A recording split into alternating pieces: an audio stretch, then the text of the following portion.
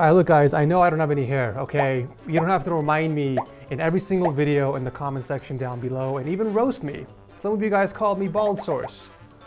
Where's the originality in that, by the way? I'm sure you guys can do better in roasting my hair, okay? Bald source, come on.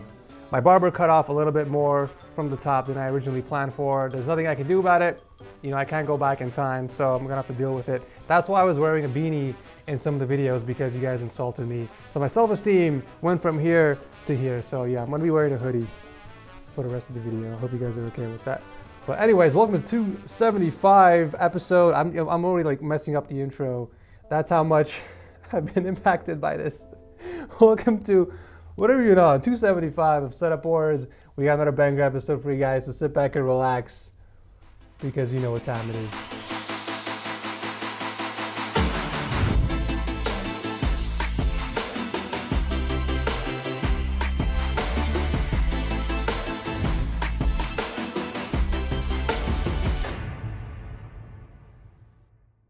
Do you guys want to know about a better way of managing your cables? If so, you're gonna love today's sponsor, Gridlock. Gridlock makes it easy to not only manage your cables, but also change them up whenever you want. You can cut them up to any shape you want and stick them on your desk or any surface using the provided double-sided tape. These are amazing because you have complete flexibility on how you want to route the cables.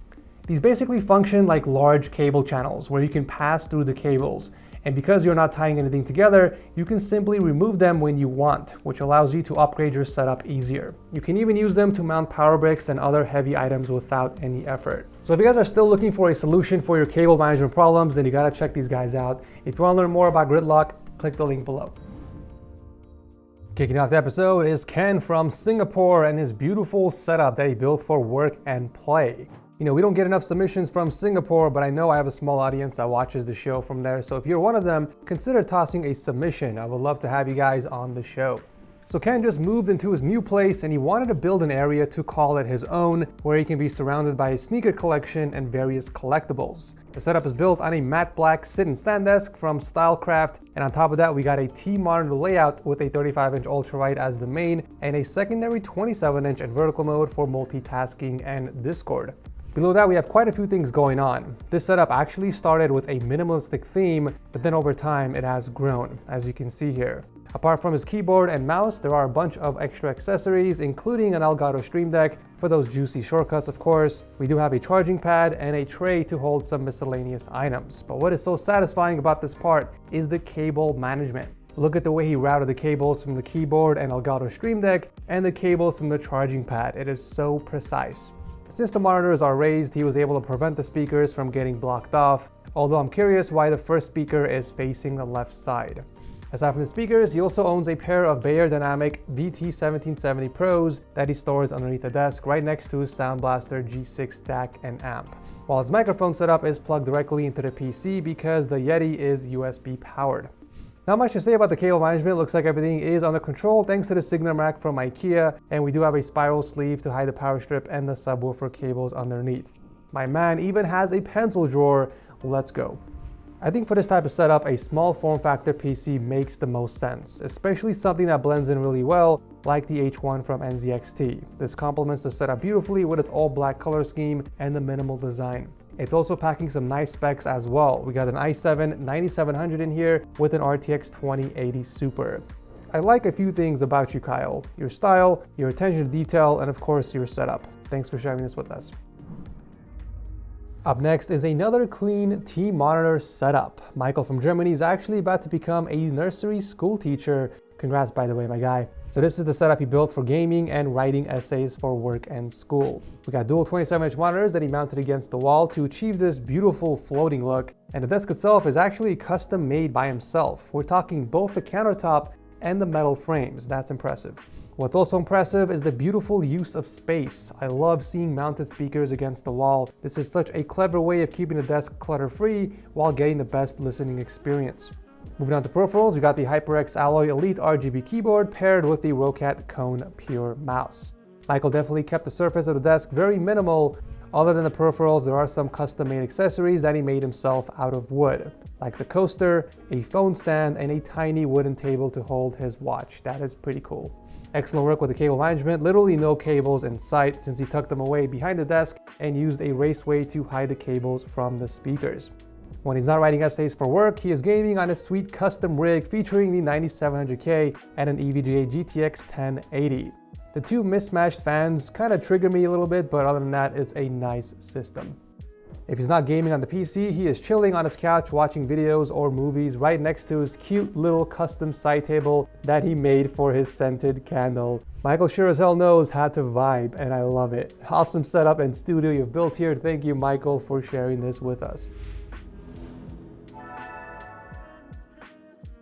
Coming in number 3 is our setup spotlight of the episode. Zin Ni from Yangon, Burma built a setup for work, listening to music, gaming, along with photo and video editing. At first glance, I thought the setup had a really nice presentation. There's something about the wooden accents and the lighting that looks really nice, but soon after, I realized there's a pretty major flaw with the setup, and that has to do with the desk layout. It looks like he's using 2 separate desks side by side, but he has placed his monitor in the center where the legs meet, so he's forced to put one leg on each side, which isn't comfortable. He bought both of these desks originally for a co-op setup for him and his wife, but she ended up moving into the other room for a bit of privacy, hence why Ni has ended up in this situation. So on one side, I do understand where he's coming from, because it would have been a waste to just throw away the desk or get a new one. But luckily, there are other ways where you can improve this setup, starting with the monitor. I noticed you have it leaning against a doorknob or something similar in the back with a couple of foam pads on the bottom for support. Obviously, this is where I would recommend a monitor arm just to add a bit of stability. There is nothing preventing your monitor from falling down in the case of an earthquake or a little bit of a shake. I think it will be worth the investment in the long run. The pop filter placement for your microphone, although very clever, isn't optimal. Obviously, you would need to move the mic closer to you when you're using it, which means you would have to move the filter as well, so why not just grab a cheap boom arm and clamp it to your desk? The rest of the setup isn't too bad. There's always room for improvement with the cable management. I know you have a lot of gear to work with, so it's not as easy hiding the cables across 2 desks, but you did a pretty good job nonetheless. Wrapping up with this custom PC inside the NZXT H510 Elite White Edition, we got some pretty beefy specs as well, packing the i9-10850K processor with 32 gigs of RAM and an MSI RTX 3070. Wow, that is some nice specs you got there. Also, I did read your notes and I'm really sorry to hear about what's going on in your country right now, so I will share the artwork that you have made to honor the brave fallen souls. Coming up in the number 4 slot is Ollai's insane quad display setup. Wow, take a look at that presentation. He is a sales manager from Frankfurt, Germany, so he wanted to build a setup where he can work from home and play games and stream as well. And that's pretty much what he did. The setup is built on a desk he picked up from a local furniture shop, but he mounted all 3 of his monitors against the wall instead to achieve this awesome floating look. Below the monitors, we got a Ducky 1.2 Mini with some custom keycaps, a custom coiled cable, and the Model O wireless. Such an awesome combo. The setup doesn't have any speakers, but he does own a G933 headset that Mr. Deadpool himself is holding onto when not in use. I gotta say, I do like the color scheme of the setup. It's mostly white with a hint of synthwave, and there's a good amount of consistency from the gear selection as well. From the peripherals to the white microphone, and even the PC carries on the color scheme. Speaking of which, I love how he built a dedicated wall shelf just for the PC. This is such an excellent option for those that don't want to put it on a side table or have the extra space on the desk. If you're gonna do this, however, just make sure you guys are using at least 2 solid L brackets to secure the shelf to the wall. Looks like the PC is hooked up to his 55-inch TV up top that is probably used for multitasking only, considering he has a dedicated entertainment setup in the next room with an even bigger TV. He's got a massive 75-inch 4K TV that's sandwiched by 2 giant floor-standing speakers from Tufo, I think that's how you say it, with a few more in the back of the couch for that 5.1.2 surround sound experience. Now this is an entertainment setup I would love to be a part of. We even got some nice lighting in here from the RGB strips to set the mood. I'm honestly just loving the vibe of this room. But I do love the setup even more. Thank you, Ollai, for sharing this with us. And again, I apologize if I butchered your name. Wrapping up the episode is Scott from Kent, England with another beautiful quad display setup. I do like the contrast from the walnut countertop, by the way, because it provides a nice focal point for the setup instead of having everything blend in with each other like you would normally get from a black countertop. He did stick with neutral colors, which means the setup can easily shift between themes whenever he gets bored, and that's kind of what he was going for. But his favorite is the Tron theme, which he has integrated with his RGB lights and the wallpaper engine. So the setup was built for working, gaming, and video editing. The center monitor is where he does most of everything, since it is a 28-inch 4K display, while the other two are used for multitasking. And then we got the 43-inch LG TV up top for watching content. For peripherals, we got the Corsair K70 MK2 and the Darkcore RGB mouse with beautiful cable routing through the mouse pad and the desk. Moving on to audio, we do have several sources. The Audio Engine A2 Plus speakers for general listening and the Virtuosos for gaming. I just love how everything is nicely spaced out and within reach. I think Scott did a great job on keeping the surface nicely organized.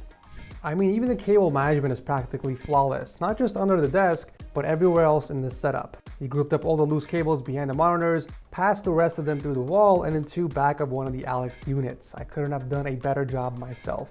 And this leads us to his monster gaming PC that's powering it all. It doesn't look like there is any extra unused space in this case at all. It is fully equipped.